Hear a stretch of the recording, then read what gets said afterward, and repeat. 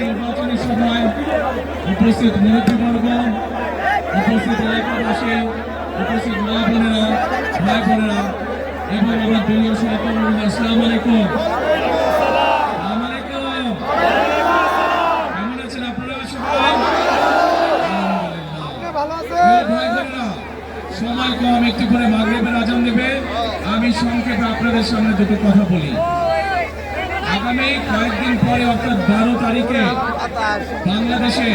বাংলাদেশের মানুষের বহুল প্রত্যাশিত একটি নির্বাচন হতে যাচ্ছে।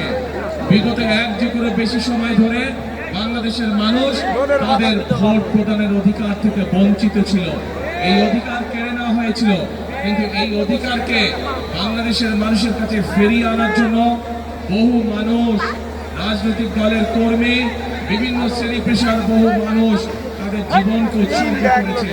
বহু মানুষ বন্ধুত্ব বরণ করেছে, বহু মানুষ জুলাই আন্দোলনে গণঅভ্যুত্থানে বহু মানুষ অন্ধ হয়ে গিয়েছে। কিন্তু আজ বাংলাদেশের মানুষ তাদের এই অধিকার ফিরে পেয়েছে। এখন প্রিয় ভাই বোনেরা, 12 তারিখে তো ভোট হবে।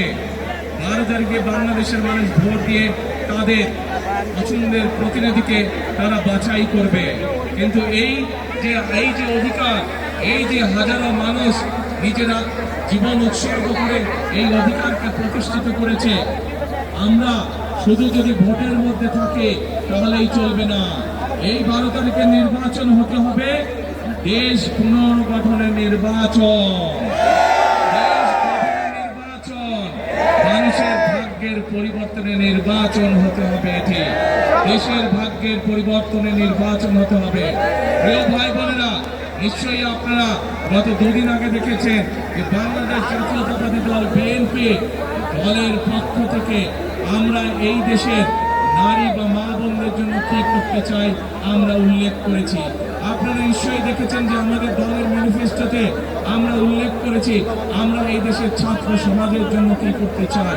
আমরা আমাদের ম্যানিফেস্টোতে উল্লেখ করেছি যে আমরা কিভাবে বাংলাদেশের লক্ষ কোটি যে বেকার আছে সেই বেকারদের কর্মসংস্থান ব্যবস্থা করতে চাই।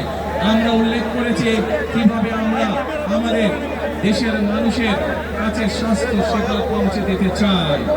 প্রিয় ভাই বোনেরা, এই পরিকল্পনাগুলোকে যদি সফল করতে হয় তাহলে আজকে ধানের শীষের পক্ষে আমি আপনাদের কাছে ভোট চাই।